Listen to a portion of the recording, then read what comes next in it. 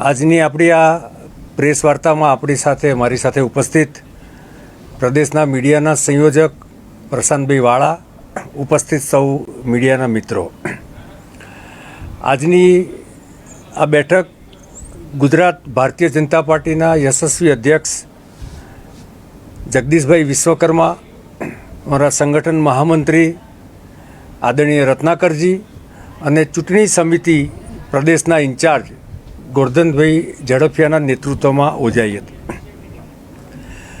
મિત્રો, ચૂંટણી એ લોકશાહીનું પર્વ છે.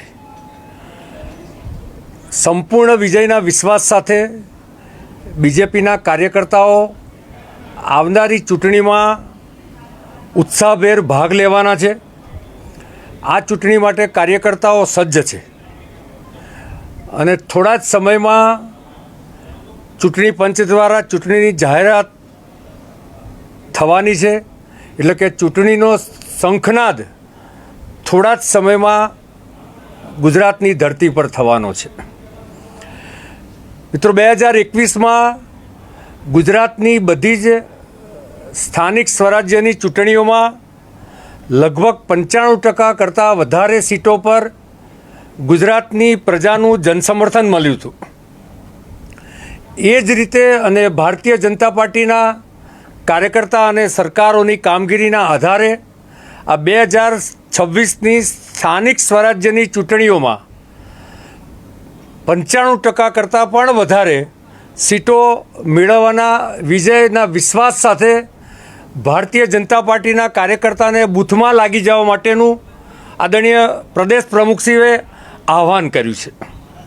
મિત્રો, 15 મહાનગરપાલિકા, 83 નગરપાલિકા, 34 જિલ્લા પંચાયત અને 260 તાલુકા પંચાયતની ચૂંટણીમાં ભારતીય જનતા પાર્ટીનો કાર્યકર્તા ટ્રિપલ એન્જિન સરકારોના રિપોર્ટ કાર્ડ, એટલે કે કેન્દ્રની સરકારનું રિપોર્ટ કાર્ડ, રાજ્યની ભૂપેન્દ્રભાઈની સરકારનું રિપોર્ટ કાર્ડ અને સ્થાનિક ચૂંટાયેલા પ્રતિનિધિનું રિપોર્ટ કાર્ડના આધારે જનજનનો સંપર્ક કરવાની છે. આ અમારા ચૂંટણી અભિયાનમાં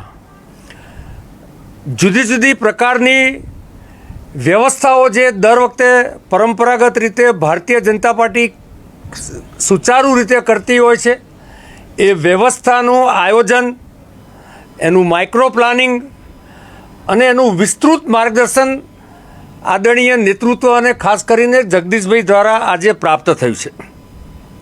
કુલ મળીને દરેક જિલ્લા કક્ષાએ,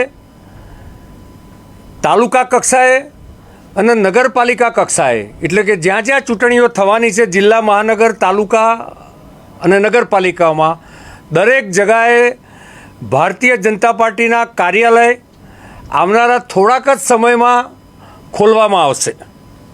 ચૂંટણીની જાહેરાત જ્યારે પણ ચૂંટણી પંચ કરે, પરંતુ આ કાર્યાલયની વ્યવસ્થા હર હંમેશ ભારતીય જનતા પાર્ટી ખૂબ આગોતરા કરતું હોય છે. કારણ કે ભારતીય જનતા પાર્ટીનો કાર્યકર્તા એ કમળના ચિહ્ન પર ચૂંટણી લડતો હોય છે, ઉમેદવાર જ્યારે પણ જાહેર થાય. કુલ મળીને આ વ્યવસ્થાઓમાં એક તરફ કાર્યાલયની વ્યવસ્થા, બીજી તરફ પ્રચાર પ્રસારની વ્યવસ્થા, આચારસંહિતાની વ્યવસ્થા, જનસંપર્કની વ્યવસ્થા, આઈટી અને સોશિયલ મીડિયાની વ્યવસ્થા, જાહેર સભા અને ગ્રુપ મિટિંગની વ્યવસ્થા, આ જુદા જુદા કાર્યકર્તાઓ આ પ્રકારની વ્યવસ્થાઓ આવનારા સમયમાં સંભાળશે. પ્રદેશની યોજના પ્રમાણે અને પ્રદેશના માર્ગદર્શન પ્રમાણે આવનારા થોડાક જ સમયમાં પ્રદેશની સૂચના પ્રમાણે જુદા જુદા જિલ્લાઓમાં પ્રદેશની નિરીક્ષકોની ટીમ એ ત્યાંના સ્થાનિક નેતૃત્વને સાંભળવા માટે જશે. ત્યાંના જુદા જુદા અમારા જે સંગઠનના લોકો અને પ્રમુખ સિનિયર કાર્યકર્તાઓને પ્રદેશની આ નિરીક્ષકોની ટીમ સાંભળશે. કુલ મળીને 26 તારીખ પહેલાં એક મહાસંપર્ક અભિયાન અને જિલ્લા, તાલુકા, મંડળ કક્ષાની વિવિધ પ્રકારની સંગઠનાત્મક બેઠકો થશે. ત્યારબાદ હર હંમેશ પદ્ધતિ પ્રમાણે 29 માર્ચના રોજ જે મન કી બાતનો કાર્યક્રમ છે એ ગુજરાતના બધા જ 560 મંડળોમાં ભારતીય જનતા પાર્ટીના સંગઠનના કાર્યકર્તાઓ, પદાધિકારીઓ, પ્રબુદ્ધ નાગરિકો, પ્રજાજનો એ નરેન્દ્રભાઈનો મન કી બાતનો કાર્યક્રમ આખા ગુજરાતમાં 560 મંડળમાં સાંભળશે. ત્યારબાદ 6 એપ્રિલ એ ભારતીય જનતા પાર્ટીનો સ્થાપના દિન છે. એની પણ સમગ્ર ગુજરાતમાં ભારતીય જનતા પાર્ટીનો કાર્યકર્તા એ બૂથ સ્તરે એ કાર્યકર્તાઓ ઉજવશે. કુલ મળીને જે મહાસંપર્ક અભિયાન છે, હર ઘર સંપર્કનું જે અભિયાન છે, એ અભિયાન આ થોડાક જ સમયમાં એટલે કે 6 એપ્રિલ પહેલાં આવનારા સમયમાં એ પૂર્ણ કરવામાં આવશે. આ ચૂંટણીના સંદર્ભમાં જે વ્યવસ્થાઓ જુદા જુદા ઝોન પ્રમાણે જે ગોઠવવામાં આવી છે એમાં પ્રદેશમાં આદરણીય ગોરધનભાઈ ઝડફિયા શીર્ષસ્થ નેતૃત્વ એ ચૂંટણી સમિતિના ઇન્ચાર્જ છે. એમની સાથે સાથે જે તે ઝોનના પ્રભારી મહામંત્રીઓ અને વિશેષ રૂપે સૌરાષ્ટ્રમાં આદરણીય બાબુભાઈ બોખીરિયાજી, ઉદયભાઈ કાનગડ, નોર્થ ગુજરાતમાં જયસિંહભાઈ ચૌહાણ અને પૂર્વ મંત્રી પ્રદીપભાઈ પરમાર, સાઉથ ગુજરાતમાં શ્રી શિલ્પેશભાઈ દેસાઈ અને મધ્ય ગુજરાતમાં જસવંતસિંહ ભાભોર. આ ચૂંટણી સંચાલનની સમગ્ર દેખરેખ પ્રદેશના પ્રભારી મહામંત્રીઓના માર્ગદર્શનમાં અને પ્રદેશ નેતૃત્વના સંકલનમાં કરશે. શ્રી મનીષભાઈ પટેલ એ સમગ્ર ગુજરાતની બધી જ ચૂંટણીની સંપર્ક અને કાર્યાલય વ્યવસ્થાનું કોઓર્ડિનેશન ગોરધનભાઈની સાથે મળીને સંકલન કરીને કરશે. આવનારા સમયમાં આ ચૂંટણી માટે ભારતીય જનતા પાર્ટીના દરેક બૂથના કાર્યકર્તાઓ સજ્જ છે અને આવતીકાલથી જ ભાજપાનું સંગઠન જે બૂથમાં અને ખાસ કરીને જે પેજ સમિતિ અને પેજ પ્રમુખવાળું જે સંગઠન છે એ બૂથમાં પોતાના પાર્ટીની સૂચના પ્રમાણેના દરેક કાર્યક્રમો દ્વારા એ જનસંપર્ક અભિયાન કરવાનું છે અને લોકોની વાત સાંભળવાનું છે. નીચે અનેક પ્રકારના સુધારાઓ કરવામાં આવ્યા છે. ભાજપ શું માને છે? જો યુસીસી એટલે કે સમાન સિવિલ કોડ એ ભારતીય જનતા પાર્ટીનો કોર ઇસ્યુ છે. ભારતીય જનતા પાર્ટીની સ્થાપનાથી આજ દિન સુધી દરેક મેનિફેસ્ટોમાં પછી એ 370ની કલમ નાબૂદીની વાત હોય, અયોધ્યામાં રામ મંદિરના નિર્માણની વાત હોય, ટ્રિપલ તલાકની વાત હોય, આવા અનેક કોર ઇસ્યુ જે ભારતીય જનતા પાર્ટીની વિચારધારાનો ભાગ છે એની ઉપર ભારતીય જનતા પાર્ટીની સરકારો કામ કરી રહી છે. સમાન સિવિલ કોડના સંદર્ભમાં ઉત્તરાખંડમાં આ બિલ પાસ થઈ ગયું છે, ત્યાં કાયદો બની ગયો છે. અહીંયા ભૂપેન્દ્રભાઈ અને હર્ષભાઈની સરકારના નેતૃત્વમાં પૂર્વ જસ્ટિસ, સિનિયર જસ્ટિસ શ્રીમતી રંજનાબેન દેસાઈના નેતૃત્વમાં એક સમિતિ બનાવવામાં આવી હતી. આ સમિતિ દ્વારા ગુજરાતના દરેક સ્ટેક હોલ્ડર્સ, એમાં જુદા જુદા જિલ્લાઓમાં ફરીને આ સમિતિએ બધા સાથે બેઠકો કરી સંકલન કર્યું.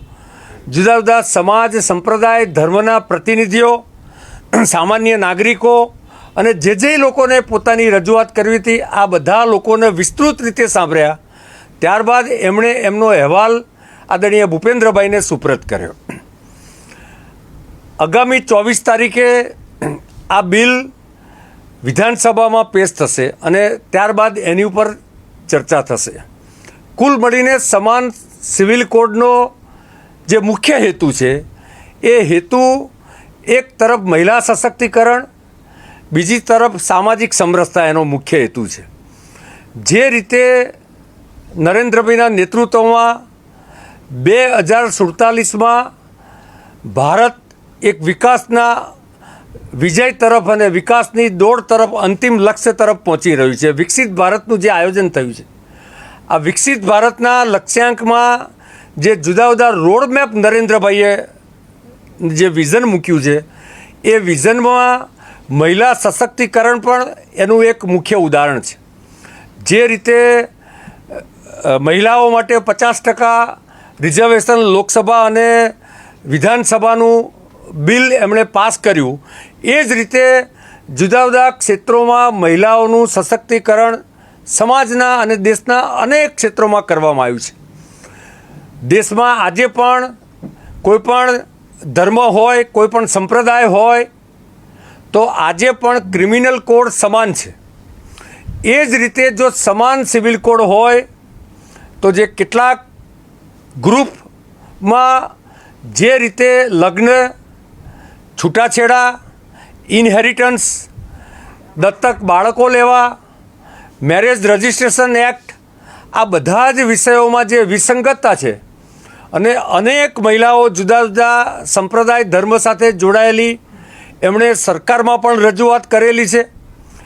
નામદાર સુપ્રીમ કોર્ટે પણ અલગ અલગ સમયે જુદી જુદી કેન્દ્ર સરકારોને સૂચન પણ કરેલું છે. પછી 1985 હોય, 1995 હોય, 1997 હોય કે 2015માં પણ નામદાર સુપ્રીમ કોર્ટે જે તે સરકારોને સમાન સિવિલ કોડ લાવવા માટેની સૂચન કરેલા છે. લો કમિશને પણ 2018માં સમાન સિવિલ કોડ લાવવા માટે દેશમાં એક સમાનતા હોવી જોઈએ કાયદાની. એક દેશ એક જ કાયદો, બધા માટે સરખો કાયદો, આ પ્રકારની ભાવના સાથે ગુજરાતમાં પણ સમાન સિવિલ કોડ આગામી સમયમાં ગુજરાતની સરકાર ચર્ચા વિચારણાના અંતે આ બિલ એ લોકો સમક્ષ મૂકવામાં આવ્યું છે. ગુજરાતમાં ભાજપ અને આમ આદમી પાર્ટી બંને એક જ છે. લોકો ત્રાહિમામ પોકારી ચૂક્યા છે અને સ્થાનિક સ્વરાજની ચૂંટણીમાં એનું પરિણામ આવી જશે. જો કોંગ્રેસના નેતૃત્વ આજ દિન સુધી એ નક્કી કરી શક્યું નથી કે એ કોંગ્રેસ પોતે ABCDની ઝેડ ટીમ છે કે વાય ટીમ છે. કુલ મળીને જ્યારથી આમ આદમી પાર્ટીનો ઉદય થયો છે દિલ્હીમાં, ત્યારથી કોંગ્રેસ હજુ પણ દ્વિધામાં જીવી રહી છે. વાસ્તવમાં ગુજરાતમાં બાયપોલર પોલિટિક્સ છે અને ગુજરાતની પ્રજા એ ભારતીય જનતા પાર્ટીને જંગી સમર્થન લગભગ છેલ્લા 30 વર્ષથી આપી રહી છે. તો કોંગ્રેસ અને ભારતીય જનતા પાર્ટી બે જ પોલિટિકલ પાર્ટી અહીંયા છે. કોંગ્રેસના હંમેશા સગવડિયા ધર્મ હોય છે. ક્યારેક કોંગ્રેસ વિધાનસભામાં આમ આદમી પાર્ટી સાથે સંકલન કરીને સીટ શેરિંગ કરીને ચૂંટણી લડે છે. ક્યારેક લોકસભામાં આમ આદમી પાર્ટી પોતે પોતાના કેન્ડિડેટ ડિક્લેર કરી દે છે કોંગ્રેસ સાથે સંકલન કર્યા વિના. ત્યારબાદ પછી આમ આદમી પાર્ટીના દબાણમાં આવીને કોંગ્રેસ જે તે સીટો પણ છોડી દે છે. કુલ મળીને જે રીતે કેન્દ્રમાં આદરણીય રાહુલ ગાંધીજી કન્ફ્યુઝનમાં જીવી રહ્યા છે, એ જ રીતે ગુજરાત કોંગ્રેસનું નેતૃત્વ એ કન્ફ્યુઝનમાં જીવી રહ્યું છે. બીજું, જે રીતે અમિતભાઈ ચાવડાએ કેટલાક આક્ષેપો કર્યા એ મેં જોયા છે અને સાંભળ્યા પણ છે. મને લાગે છે કે અમિતભાઈ ચાવડા જ્યાં સુધી ગુજરાતની પ્રગતિ, ગુજરાતનો વિકાસ અને ગુજરાતના જનજનનો આત્મસંતોષ અને ગુજરાતની પ્રજાનું જનસમર્થન ઇટાલિયન ચશ્મા અને ઇટાલિયન હિયરિંગ એડ લગાવીને જોશે કે સાંભળશે, ત્યાં સુધી ગુજરાતની જમીન પરની વાસ્તવિક પરિસ્થિતિ આ અમિતભાઈ ચાવડા અને કોંગ્રેસના નેતૃત્વને ક્યારેય ખબર નહીં પડે.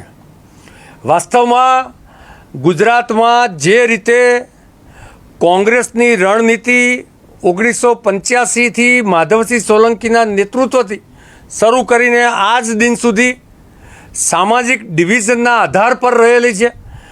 જે રીતે 1975-76માં કટોકટી વખતે કોંગ્રેસે લોકશાહીનું ખૂન કર્યું હતું, એ કોંગ્રેસ કયા મોડે લોકશાહીની વાત કરે છે એ મારો કોંગ્રેસનો પ્રશ્ન છે. વાસ્તવમાં લોકશાહીનો બળાત્કાર કોંગ્રેસે અનેક વખત આઝાદીના ઇતિહાસમાં કર્યો છે અને વાસ્તવમાં કોંગ્રેસ પાસે લોકશાહીના સંદર્ભમાં એક શબ્દ બોલવાનો અધિકાર નથી. જો લોકશાહીની જો કોંગ્રેસ વાત કરતી હોય તો કોંગ્રેસનું શીર્ષસ્થ નેતૃત્વ રાહુલજી સ્પીકરના રૂલિંગ પછી પણ શા માટે સંસદના પગથિયા પર બેસીને બેનરો લઈને દેખાવ કરે છે અને ચા પીને પકોડા ખાય છે? આવા તો અનેક ઉદાહરણ છે કે જેમાં લોકશાહીની ભાવનાનું સન્માન નથી કર્યું એવું કોંગ્રેસનું આખું નેતૃત્વ એ ગુજરાતમાં કયા મોડે કોંગ્રેસની વાત કરે છે.